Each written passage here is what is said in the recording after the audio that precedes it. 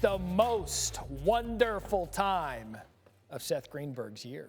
We're going to break down the bracket. We got the new touchscreen. Everything's all kinds of fun. We're going to help you get ready with tip-off coming Thursday for the first round. I'm going to start, Seth, upper left quadrant, West bracket, West region. Here's how we're going to start. The sleeper in the West and why. It's UConn. And when you think about UConn, this is old school UConn. They protect the front of the rim. They're number one in block shots. Think about that. That's crazy. They're third in offensive rebound percentage. And they got this big guy, Adama Sanogo and R.J. Cole. Sanogo carves out space in the low block. Cole runs the show. This is old school UConn basketball. They beat you on the defensive end. They beat you on the glass. They beat you with their toughness. They wear you down. They've got tremendous depth. Cole and Sanogo are terrific, but so is Tyrese Martin. This is an experienced, tough, winning team. When you look at a sleeper's got to make a run and surprise a lot of people. When it comes to UConn, in terms of a sleeper, how far can the Huskies go in this tournament? I think it can get to Sweet 16. You know, I mean, obviously they're going to have to deal with Gonzaga at the top. They do match up well with Gonzaga because they're a physical team that can get up and underneath you. Yep. They've got a low post player that can play through, that can maybe get Timmy or Holmgren in foul trouble. They've got a toughness about them. And they've got guys coming off the bench, right?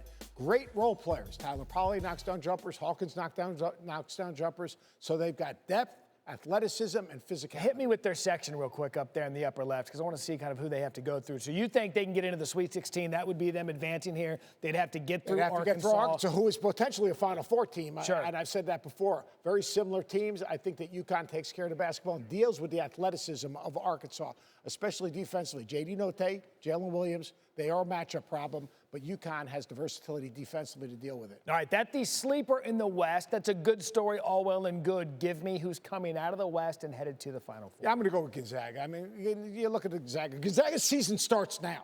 Like, they got through their preseason. They did pretty well. Obviously, they got through the West Coast Conference. Now the season begins because they only play for one thing now. They're not playing for West Coast Conference championships. They're playing for Final Fours and national championships. Right. The one thing that's missing. So I think a refocused Gonzaga team, you'll see Timmy a little bit more effective. You'll see, obviously, Holmgren impact on the defensive end. I think you'll see Andrew Nebhard. It's going to come down to him.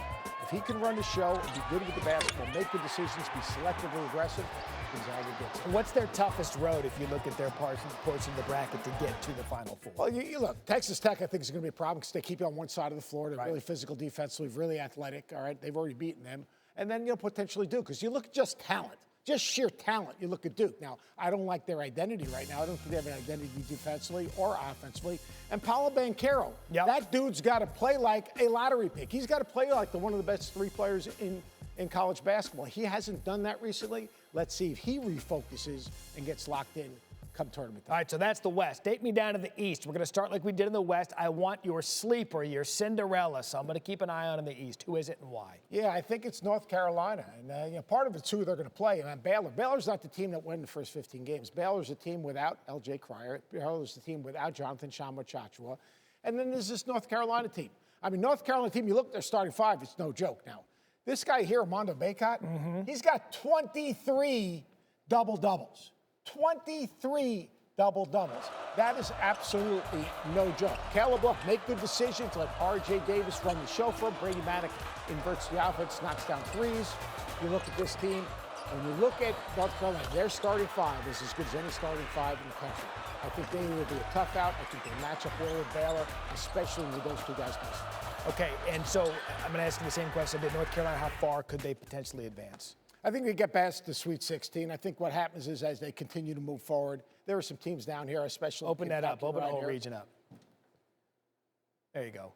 All right, down on the bottom. Virginia Tech is going to be an interesting one, just so you know. Virginia Tech, this 6-11 game, let me tell you, it should be the other way around. Virginia Tech, obviously, they went into the ACC tournament, Maddie. All right, trying to earn a way into the NCAA tournament. They end up winning the thing. I actually think they match up well with Purdue. But you got this guy right here. This guy, my man Oscar, he's a little bit different, Oscar Tshiebwe. I think, obviously, they would be a really tough matchup. So how far does Kentucky go? Because I know they were one of the teams that we talked about for a while now. Are they your favorite to come out of this region? Kentucky gets to the Final Four. And it's not just Oscar Tshiebwe. And look, the guy absolutely, look at his numbers. 15 rebounds, 5 of them offensive rebounds. Yep. He's out-rebounded every single team they played all season. He's been a leading scorer on a rebounder on Kentucky and out-rebounding their opponents' leading rebounder. The other thing is the pieces fit, all right? Kellen Grady knocks down jumpers. Sabu Willa gets him in transition and is a shot creator. Toppin and Keon Brooks can defend multiple positions. Ty Washington's a ball guard who can make plays. Kentucky's complete. They got pushed back against Tennessee. I think what John Calipari did yesterday was the most important thing. He met with each player individually and redefined their whole roles, exactly who they are, how they win. And then he brings the group together and says, this is our identity offensively, this is our identity defensively. Let's be true to who we are. If we are, we'll get to New Orleans. And Kentucky, veteran presence we don't quite see with Kentucky in quite some time. They like that one and done, not this year. So we've gone through the East and the West. We are going to survive and advance. We'll take you to the Midwest and the South coming up in just a bit on SportsCenter. Thanks for watching ESPN on YouTube. For live streaming sports and premium content, subscribe to ESPN+.